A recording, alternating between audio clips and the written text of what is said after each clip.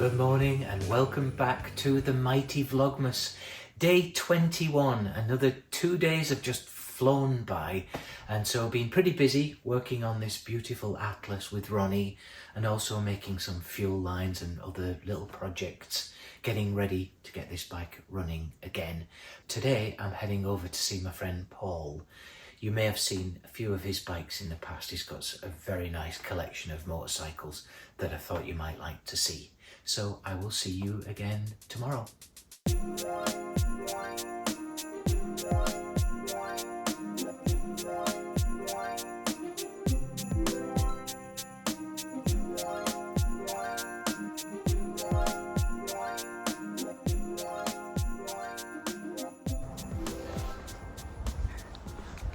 Haha. Hey Paul, how's it going? Good, you? Very good, thank you. Thanks Christmas. Same to you. Merry Christmas, my friend. Thanks for having me over. I really appreciate it. Look at these bikes, guys. You've probably seen some of these already a few times, but do you want to give me a little rundown? Where do you want to start? A quick guided tour of your bikes. Let's start with this. Look at that tank. Wow. So this is a CB550. This was a last road race bike that Les Barker built. He built multiple 550s. And I road raced one when I was a kid. My dad and him built one. He built the motor and we built the chassis and ended up wanting to buy this for multiple years. And a guy named Paul owned it in Oregon. I kept bugging him. And this was when I was about 20 years old. Now I'm 57? So was chasing it for a long time. He never wanted to sell it to me. And then all of a sudden one day I was on Craigslist and there it was. Didn't have a tank, but I knew it was the bike because of the blue on the rear shocks and on the front discs. I went out there and sure enough I pulled the top cover and I saw that it had the modifications that Les does to them. And so I picked it up. So this project is one that I'm now going to finally get to because all these other projects are finally done. That's going to be a killer bike. That's a fantastic tank as well.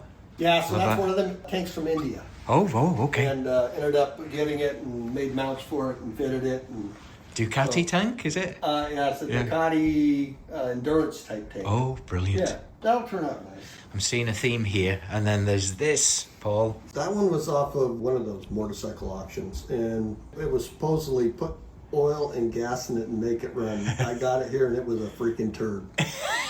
The carburetor slide was frozen on it. The valves were frozen up. I rebuilt the top end on it and then completely went through the bike and painted it. And so it's a 1970 750 production racer replica.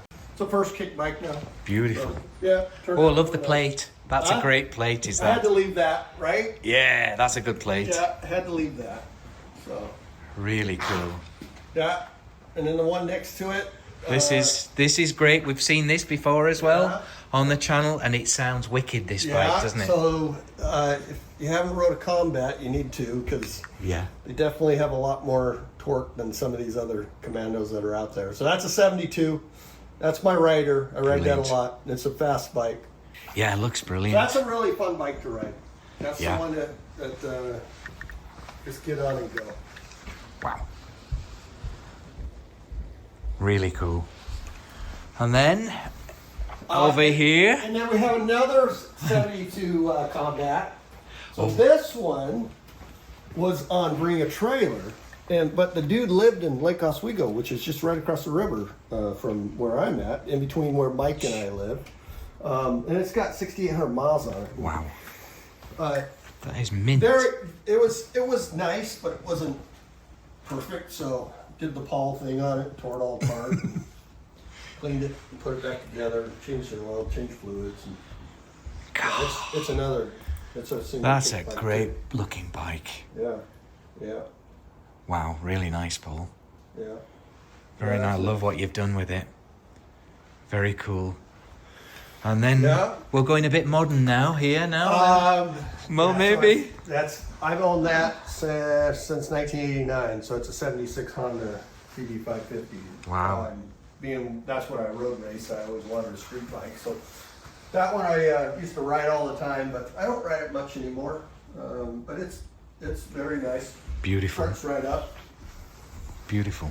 Yeah, and I have another one just like it now, right there, that orange one that you can see out there that Peeking in the garage. Yeah, and I made it orange because I thought I needed 2 orange 550s. You like the orange? I like the orange. I like the orange over do. the blue. I do too. Yeah.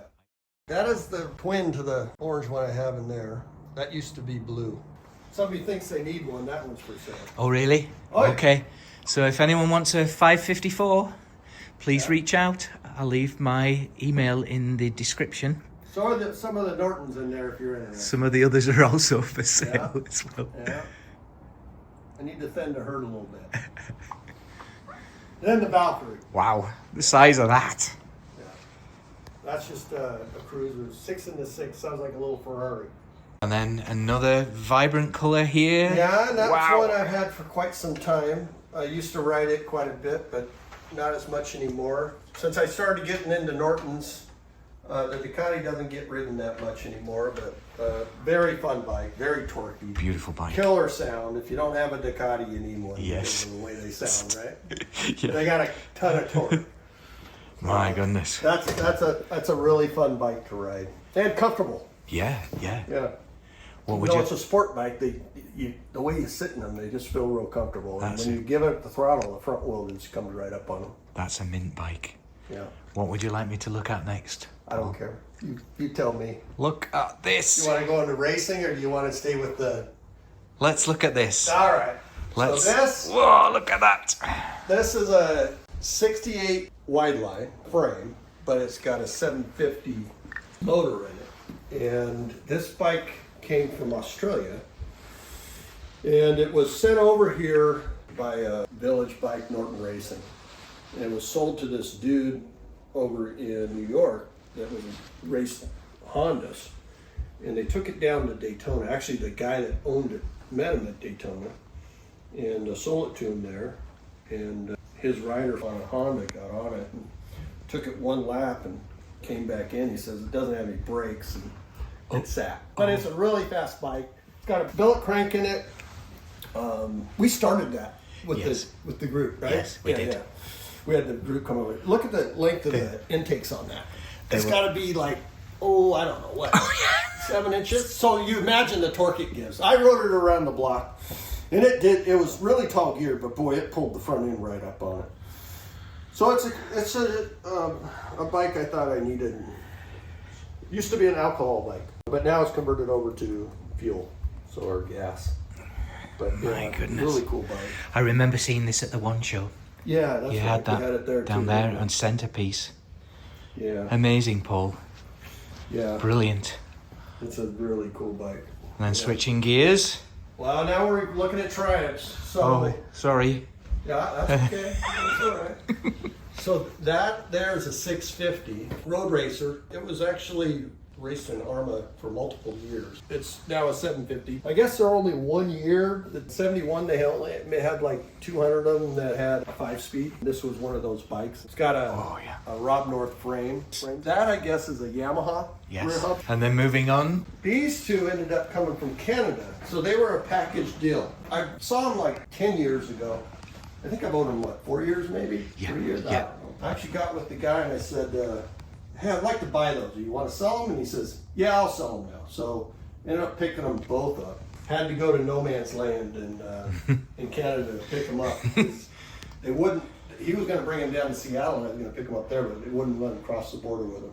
That one there, Dominator 99, was like this. Mint. Mint. I mean, just Absolutely completely gone through beautiful. every nut and bolt, everything on it. Got it here, couldn't get the thing to fire, couldn't figure it out. Well, I didn't know to turn the key twice, not just once. Multiple times. So we ended up, Jeff and Mike ended up helping me figure that one out. But runs This like sounds brand new. awesome, this bike. Yeah. Can't wait to hear it when the weather improves. Yeah, yeah. And then And then guys should recognize this one. This yeah. has been on the channel before. yeah, that's We worked on this. 1966 750 Atlas. Atlas. Yeah, that one I need to fix. It ended up that I sent it to Mike when I got it because I couldn't get it to fire right, and I didn't have time. I was working back then, so he ended up getting it running, and then found that we have a leak in the cylinder head, so I need to tear that one apart. But That's a winter project. Terrific. We'll get that one done. And then finally, And then the rocket. Wow. So wow. no motor in it right now, but there's a picture of it up there on the wall with the pipe sticking out of it. You can kind of see. So that was my father's dream, was to set land speed record on a 500cc Norton. He passed away in 2012, and I inherited the project and decided that we need to get that done for him.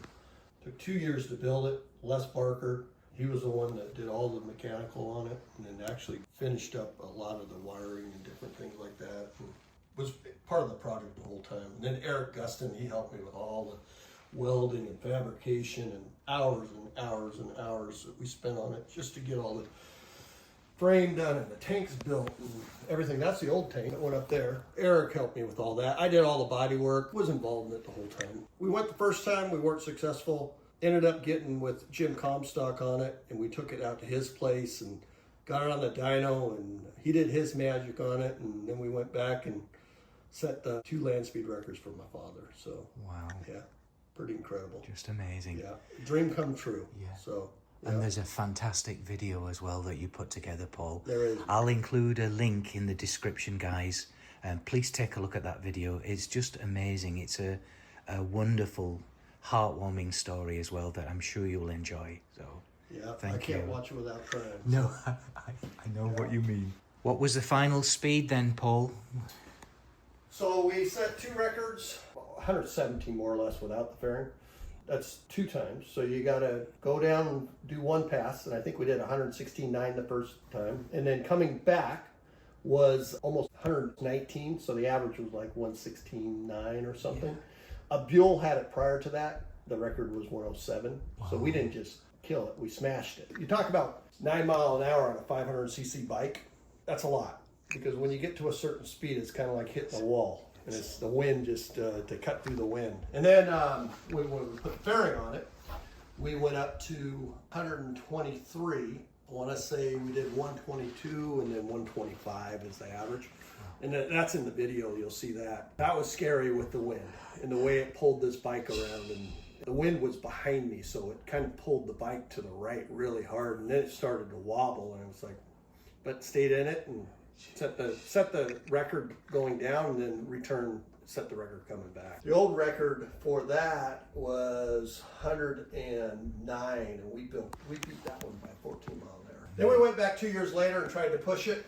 A little bit different tuning, different head, and we weren't successful. We didn't even get our old record, so it was a godsend, you know, to do what we did and to set the records in honor of my father was just incredible, brilliant. Thank you very much, Paul. Yeah. Really, really appreciate the tour of your garage. That was wonderful. Thank you.